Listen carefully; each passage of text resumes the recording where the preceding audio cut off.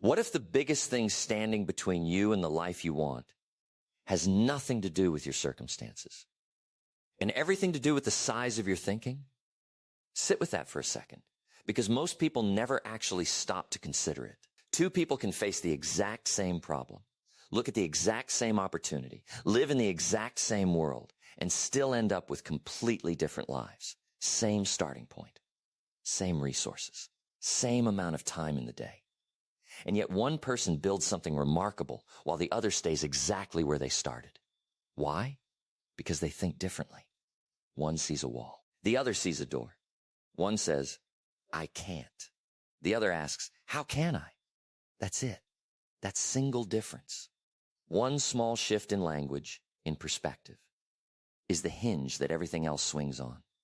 Here's how it actually works, mechanically, in your own life. Your thoughts shape your choices. Your choices shape your habits. And your habits, quietly, relentlessly, day after day, shape your entire life. Nobody wakes up one morning and suddenly has a completely different life. It happens in increments so small you barely notice them, until one day you look up and realize you've built something, or you've stayed exactly where you were 5 years ago. So if you've been thinking small, even without consciously realizing it, you've probably been making small decisions, accepting small opportunities because they felt safe, expecting small results because deep down, that's what you believed you deserved. But here's the good news, and it's the reason we're having this conversation today. The moment you genuinely start thinking bigger, something shifts inside you.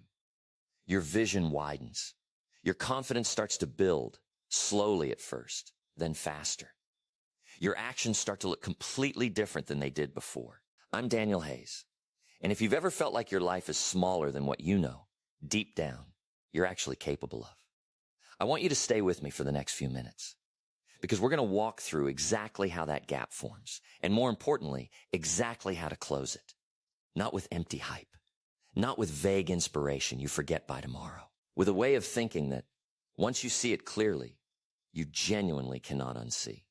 If any part of what I've said so far is already hitting home for you, do me a favor and drop a comment telling me where you're starting from today. I read every single one, and I want to know your story, because I guarantee you're not the only person watching this who feels exactly the same way. Let's get one thing straight before we go any further, because it matters. Thinking big does not mean pretending life is easy. It does not mean ignoring your bills, your responsibilities, or the very real difficulties you're dealing with right now. It means refusing to let difficulty be the one that decides what's possible for you. It means looking past today and asking a bigger, more uncomfortable question.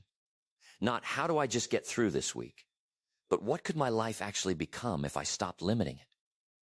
Because here's a truth that not enough people say out loud. Your current situation is not your final destination. It's just where you happen to be standing today. You can learn more than you know right now. You can grow stronger than you currently are. You can build new skills, new habits, new relationships, an entirely new trajectory. You can construct a future that looks nothing like your past. But first, and this is the part almost everyone skips, you have to let yourself actually see it. Every single big achievement in human history started as nothing more than a bigger vision, held stubbornly in someone's mind, long before it became anything real or tangible. So today, we're exploring what it genuinely means to think bigger and how doing that consistently can change the entire direction of your life. Ask yourself honestly, right now, no performance, no pretending. What if the life you actually want is bigger than the life you currently let yourself imagine? What if the limits you're staring at aren't real limits at all? Just the outer edges of your current thinking? Because your life has a strange way of drifting in the direction of your thoughts, almost like a current pulling a boat. Think small, and you'll start finding reasons to stay small. Reasons that will feel completely rational and justified. Think bigger, and suddenly you start noticing possibilities you would have sworn, just weeks earlier, simply weren't there. Let's talk honestly about where small thinking actually comes from, because it almost never starts with a conscious decision. Nobody sits down one day and decides, I am now going to think small for the rest of my life. It starts with an accumulation, brick by brick, over years. A rejection here that stung more than it should have.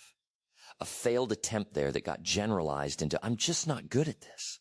Someone's careless, thoughtless comment that stuck around far longer than it deserved to. Over time, without ever consciously choosing it, a person quietly starts believing, I'm not the kind of person who does big things. And that belief, untested, unexamined, often completely untrue, becomes a ceiling. Not a real one. A self-installed one, invisible, but somehow still strong enough to stop them from ever reaching for the top shelf of their own potential.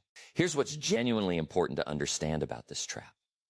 A person can be sitting on enormous, largely untapped potential and still make consistently small decisions because they've already decided.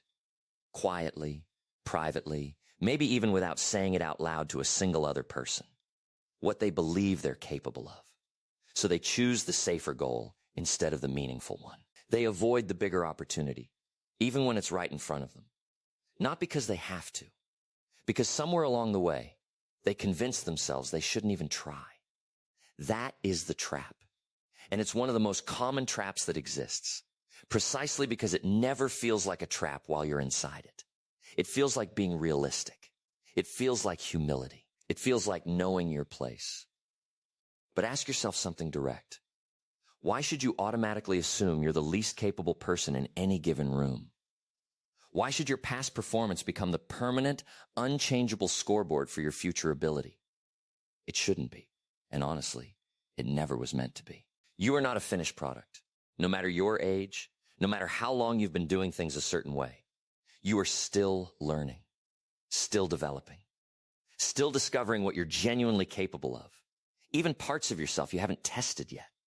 So stop measuring your entire potential by your current skill level, because that's like judging a tree by the size of the seed. You may not know how to do something yet. That doesn't mean you're incapable of learning it. You may not have the confidence yet. That doesn't mean you can't build it, piece by piece, the same way anyone else ever has. That one small word, yet, carries more power than almost any other word in the language, because it turns a permanent sounding statement into a temporary one. Think about how we naturally treat a toddler who's learning to walk. They fall. They get back up. They fall again, sometimes just seconds later. Nobody looks at that child and calls them a failure. Everyone around them instinctively understands they're learning, and that falling is simply part of the process, not evidence against them. But somewhere between childhood and adulthood, most of us lose that grace when it comes to ourselves. We make one mistake, one attempt that doesn't pan out the way we hoped, and we quietly, privately conclude, I guess I just can't do this. No, you're learning. Try again. Adjust your approach. Improve incrementally. That is, without exception, how every single skill, every ability, every success you've ever admired in someone else was actually built. Brick by unglamorous brick, usually far away from anyone watching. And here's something that genuinely surprises a lot of people when they hear it clearly for the first time. Thinking big doesn't mean believing you can do everything right now, today, with zero preparation and zero experience. It means believing you can become capable of far more than you currently are. That's a completely different, and honestly, far more useful and sustainable belief to carry. You don't need every answer before you start. You need the willingness to go looking for them as you go. You don't need to see the entire staircase from where you're standing. You just need enough courage to take the next visible step in front of you. So let me ask you something direct, something worth actually sitting with instead of scrolling past. What would you go after if you genuinely stopped, assuming you weren't capable of it? What skill would you finally commit to learning? What conversation would you finally have, the one you've been avoiding? What door would you finally walk up to and knock on? Sit with that question for a moment, because your honest, unfiltered answer says far more about your current ceiling than you might expect it to. But here's the part that changes everything about how we approach this, and it's coming up right now. Here's the deeper root of the problem, and it's genuinely not what most people expect it to be. It's not a lack of ability. It's a lack of permission. Somewhere along the way, most people quietly stop giving themselves permission to be a beginner again at anything. And here's the strange part. You already know, deep in your own history, how to be excellent at being uncertain, at being new, at not knowing what you're doing yet. You did it every single day as a child, and it worked every time. Walking, talking, reading, riding a bike. Every single one of those skills started in a place of total incompetence, and you pushed through it anyway, because nobody had yet taught you to feel embarrassed about not knowing something. Somewhere in adulthood, that permission quietly, almost invisibly, disappeared. And without it, people stop attempting new things altogether. Because trying something new means risking looking like a beginner again in front of others. And for a lot of people, that feels completely unacceptable. But here's the shift, and it's simpler than it sounds. Give yourself permission to be a beginner again, starting today at whatever it is you've been avoiding. Give yourself permission to be a little clumsy at the start of something new. Everyone is, without exception. Give yourself permission to grow slowly, imperfectly, at your own pace. But never give yourself permission to stay small just because staying small feels safer and more familiar than growth. Now let's get genuinely practical, because a bigger vision without practical steps attached to it is just a nice thought you'll have forgotten by next week, buried under everything else life throws at you. Here's how you actually start closing the gap between where you currently are and where you actually want to be. First, stop comparing your beginning to someone else's middle. You're looking at their finished result, the confident version, the polished version. You're not seeing the years of unglamorous, invisible effort that got them there. You're seeing their current confidence. You're not seeing the failures, the false starts, and the quiet embarrassments that built that confidence in the first place. That comparison is rigged against you from the very start. And it's been quietly, persistently convincing you that you're somehow behind, when the honest truth is simply that you haven't started your own process yet. Second, break your big vision down into something small enough to actually act on today.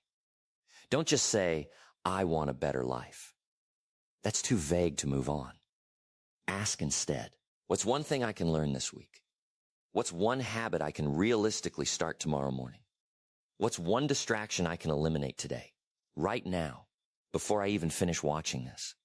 Vision gives you direction and purpose, but it's the daily, unglamorous, often boring discipline that actually gets you there, one ordinary day at a time. A builder can hold the most beautiful blueprint in the world in his hands, but the blueprint itself doesn't lay a single brick.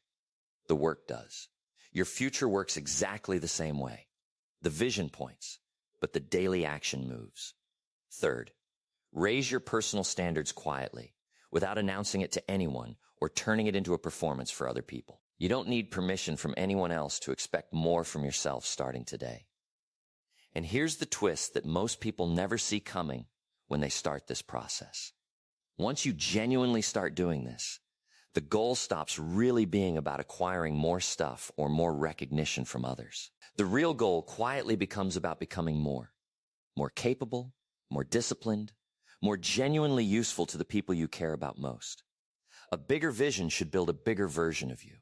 That's the actual magic hiding underneath all of this, and it's about to get even more interesting. Now let's talk about the one thing that actually determines whether any of this sticks long term, and it's genuinely not motivation. Here's a truth that surprises a lot of people the first time they really hear it. Successful, driven people are not walking around feeling motivated every single morning of their lives. They have hard mornings too, just like everyone else. They feel doubt creeping in. They feel tired, uninspired, occasionally like giving up entirely. What they have that most people simply don't have is a standard, a decision already made in advance about what they're going to do regardless of how they happen to feel on any given day. That's discipline. And it's genuinely more reliable than motivation ever will be, because motivation is a mood that comes and goes, and discipline is a decision you've already made once, long before you needed it. So here's a question worth sitting with honestly, without the polished answer you'd give someone else. Does your daily routine actually match the goal you say you want? If you say you want growth, but you never actually make time to learn anything new, your routine is quietly answering that question for you, whether you like the answer or not. If you say you want a stronger, healthier, more capable version of yourself, but you keep repeating the exact same patterns day after day, Your routine is telling the truth, even when your words to other people aren't. Your vision tells you where you want to go. Your habits are the ones that reveal whether you're actually headed there or just talking about heading there. Here's the piece that genuinely changes how most people approach personal growth once they understand it. Confidence is not something you wait around for before you act. It's something you build after you've already acted. So many people say, I'll do it once. I feel confident enough to try. But think about that logic honestly for just a second. How exactly are you supposed to become confident at something before you've ever actually attempted it, even once? You can't, logically. It doesn't work that way, no matter how much we wish it did. Confidence almost always comes after the action, never reliably before it. You take the step, even shaky and uncertain. You face the discomfort head on instead of avoiding it. You learn something small in the process. You improve slightly, almost imperceptibly. And suddenly, without any dramatic announcement, you trust yourself just a little more than you did the day before. That's the entire mechanism, start to finish, and it repeats every single time you're willing to use it. If this is landing for you right now, if you're starting to genuinely see where your own ceiling has been quietly self-installed over the years, do me a favor and like this video. And if you know someone in your life who's been playing smaller than they're actually capable of, someone who needs to hear exactly this today, send it their way. Sometimes the right words landing on exactly the right day can change someone's entire month or more. Now here's the part I really want you to hold on to, because it reframes everything we've covered so far into something simpler and more usable. You don't need to believe you can do absolutely everything. You only need to believe you can learn what you don't currently know yet. That's a smaller, more honest, more achievable belief to carry around. And it's far more powerful in practice than blind confidence ever could be, because it doesn't require you to pretend anything. It just requires you to stay in motion, one small step after another. Let's add one more important layer to everything we've covered, because vision and discipline alone still miss something quietly essential. Your environment. What are you actually feeding your mind on a daily basis without even thinking about it? What are you listening to during your commute? What are you scrolling through right before bed, half consciously, absorbing without any real filter? Who are you spending the most time around, day after day? And what are their expectations quietly rubbing off on you, whether you notice it or not? Your environment is never neutral. It's either quietly shrinking your sense of what's possible for your life, or it's quietly expanding it. And it's doing this constantly in the background, whether you're paying attention or not. Surround yourself consistently with small thinking, and you will, almost without realizing it, start thinking smaller yourself. But expose yourself instead to better questions, better ideas, better real-world examples of what other people have actually built for themselves against real obstacles, and your own sense of what's genuinely possible starts to widen, often without you having to force it at all. And here's something genuinely surprising that most people rarely stop to consider. Thinking big was never actually supposed to be about chasing a life that simply impresses other people from the outside. It's about building a life that's authentically meaningful to you, specifically based on what actually matters to you. Because here's what happens to people who spend years chasing impressive without ever asking whether it's meaningful. They eventually arrive at the destination they worked so hard for, and they still feel strangely empty. Because the goal itself was borrowed from someone else's definition of success, not their own. Real, lasting growth isn't about accumulating more just for the sake of having more. It's about becoming more capable in the areas that matter, more genuinely useful to the people who depend on you, more at peace with how you're actually spending the one life you have. That's the real transformation quietly underneath all of this. And here's the last important piece before we bring everything together. There will always be a convenient reason to settle for less than you're capable of. There will always be a voice somewhere, sometimes your own, sometimes someone else's, telling you your goals are too ambitious for someone like you. Don't let a temporary circumstance harden into a permanent conclusion about who you fundamentally are. Your current situation is simply information about where you are right now. It is not your identity, and it never was. Learn from it honestly. Adjust because of it. And then move past it, deliberately. Because what's coming next is genuinely the single most important idea in this entire conversation. And I don't want you to miss even a word of it. Here it is. The one idea I most want you to walk away with today, above everything else we've discussed. Your life will rarely grow bigger until your thinking grows bigger first. It always begins there, quietly, invisibly, well before anyone else around you can actually see it happening. Before the achievement, there's the belief. Before the visible success, there's the private vision, held onto stubbornly when nobody else believes in it yet. Before any real transformation, there's a single decision. A decision to stop thinking small, even when thinking small feels far more comfortable and far safer than the alternative. So take an honest, unflinching look at where you actually are right now, today, and ask yourself directly, is this really the best I can become? Maybe it is, for now, but maybe. And this is worth genuinely considering. There's more sitting just underneath the surface, waiting. More courage you simply haven't used yet. More discipline you haven't fully built yet. More capability you haven't honestly tested yet because you never gave yourself the chance to. Don't let your past quietly write the ending of your future for you. Don't let a single setback define your overall ability. Don't let someone else's small thinking become the accidental ceiling for your entire life. Here's the honest, unpolished part I want to leave you with, because I owe you the truth rather than empty hype. Thinking big is only the beginning of this process, not the end of it. After the vision comes the work. The unglamorous, repeated, often unremarkable work of showing up consistently, especially on the days you genuinely don't feel like it.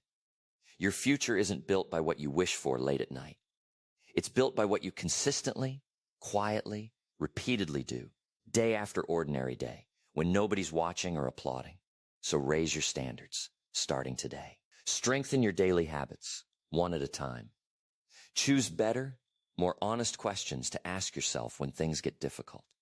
And give yourself real permission to become the kind of person capable of carrying the future you actually want, not just the one you talk about. Somewhere down the road, if you commit to this, you may look back one day and realize the biggest change in your life was never really your circumstances. It was you. You started thinking differently, one small shift at a time. You started acting differently, one small decision at a time. And because you genuinely changed, your entire life changed right along with you. I'm Daniel Hayes. And if this gave you something real to think about today, don't just watch it and move on to the next thing. Subscribe, hit the bell, and come back. Because we're going to keep exploring exactly what it looks like to build a life bigger than the one you once quietly assumed was possible for you. The life you actually want might just be waiting patiently on the other side of the limit you finally decide to remove.